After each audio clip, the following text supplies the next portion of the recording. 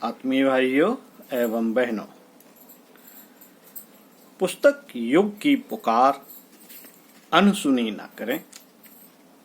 विषय अंतःकरणों का मर्म स्थल, अपनी दिशा बदलें। पृष्ठ 155 से आगे आपको परम पूज्य गुरुदेव पंडित श्री राम शर्मा आचार्य जी के विचारों को सुनाते हैं। मित्रों,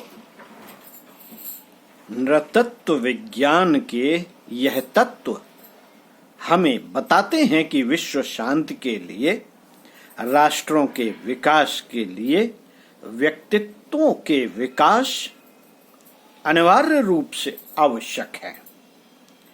व्यक्तित्व आकांक्षा के आधार पर विकसित होते हैं। अंतरंग की ललक ही जीवन दिशा का निर्धारण करती है। इसीलिए हमें जन इच्छाओं को परिष्कृत करने की दिशा में सारा ध्यान केंद्रित कर प्रयत्नों को समवेत करना चाहिए।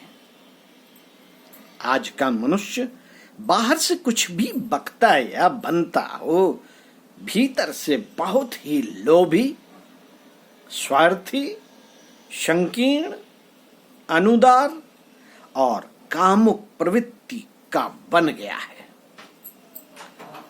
यदि पोस्टमार्टम करते चलें तो भावना शरीर का शवच्छेद लगभग एक ही प्रकार का निष्कर्ष प्रस्तुत करेगा।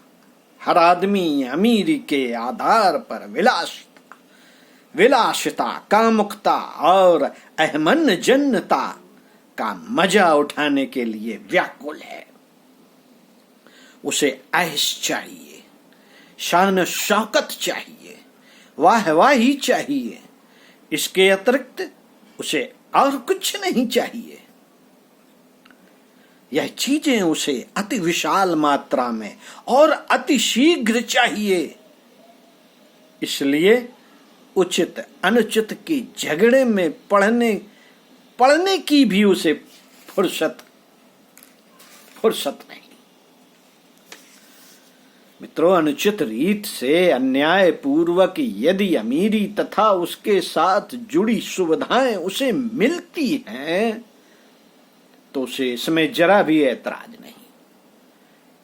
यूं घर गृहस्थी भी उसके साथ है। इसलिए अपनी विलासता में उन्हें भी मजबूरी से शामिल करना पड़ता है।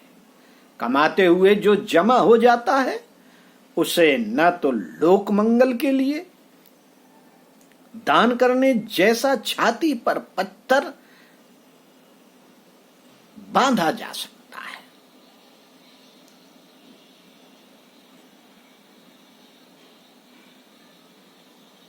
पत्थर बांधा जा सकता है और ना फेंका जा सकता है। ऐसी दशा में एक ही रास्ता बच जाता है कि मरते मरते जो बच जाए उसे बेटे, पोते, साले, जवाई खाएं, बंटवारे के लिए एक दूसरे का सिर फोड़े और उस हराम की कमाई को बेरहमी के साथ फूके। इसी धुरी पर आज के व्यक्ति का सारा जीवन क्रम घूम रहा है। काम करने के तरीके अलग हो सकते हैं, पर मनोदशा का प्रवाह एक ही दिशा में है। तृष्णा और वासना, लोभ तथा मोह, इन चारों को ही हर किसी ने अपना जिगरी दोस्त मान लिया है। पांचवे के लिए वहां गुंजाइश ही नहीं है। यों लोग परमार्थ और पूजा पाठ की चिन्ह पूजा करते भी देखे जाते हैं, पर उनकी असलियत को जब परखा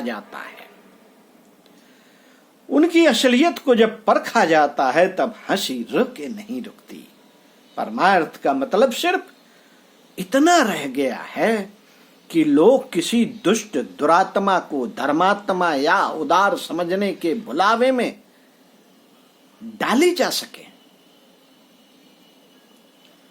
इस भुलावे के लिए जितनी कुछ विज्ञापनबाजी की जा सकती हो, उसी धूर्तता का नाम परमार्थ है। साथियों, तथा कथित पुण्य करने से पूर्व मनुष्य 1000 बार सोचता है कि कम से कम खर्चे में बड़े से बड़ा धर्मात्मा समझा जाने की तरकीब क्या हो सकती है। जो तरकीब ज्यादा उपयोगी दिखती है उसी को अपनाया जाता है। बिना विज्ञापन कराए कोई एक कौड़ी या एक घड़ी खर्च करना नहीं चाहता। निरर्थक, निकम्मी, निष्प्रयोजन इमारतें रोज बनती चली जाती हैं। किसी का नाम मंदिर, किसी का धर्मशाला, किसी का क्या रखा होता है। उनके ऊपर लगे कीर्ति बोधक पत्थर लालाजी की धर्म ध्वजा फहराते हैं। यह कोई नहीं सोचता कि इनसे क्या वस्तुतः कुछ लाभ होगा। तीर्थ यात्रा, ब्रह्म भोज, कीर्तन, कथा, भागवत कराने वाले, बंदरों को लड्डू खिलाने वालों के मनों को चीर कर देखा जाए तो एक ही चीज मिलेगी कि देखने वाले उन महाशय को धर्मात्मा समझें। संस्थाओं को दान देते हुए, उनके पदाधिकारी बनते हुए, चुनावों में खड़े होते हुए लोग इन्हीं कामनाओं में सिर से पैर तक डूबे पाए जाते हैं। बेचारे परमार्थ का पल्ला जरूर पकड़ते हैं, पर वह गरीब रोकर रह जाता है और सोचता है, यदि मुझे बदनाम न किया जाता और इस घृणित रूप में प्रस्तुत न किया जाता तो ज्यादा अच्छा होता। साथियों, पूजा पाठ की दुर्दशा देखकर तो रोना आता है। हर व्यक्ति लंबी चौड़े भौतिक लोभों की कामना संजोकर बेमन से थोड़ी सी टंटघंट करता और पल पल पर अति बेचैनी के साथ यह देखता है कि मनोकामना पूर्ण होने में अब कितने मिनट और लगेंगे। यह कोई प्रश्न नहीं कि मनोकामना अपनी योग्यता और मेहनत के अनुरूप मांगी जा रही है या नहीं।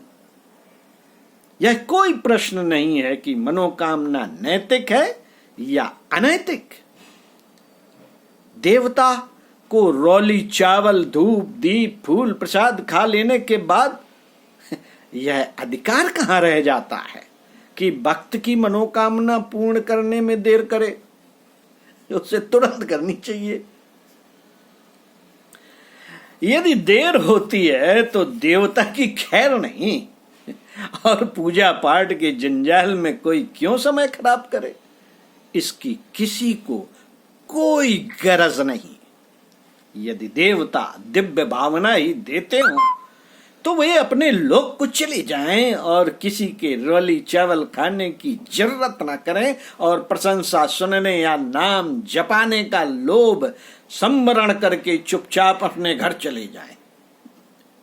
यहाँ हर आदमी को पैसा चाहिए,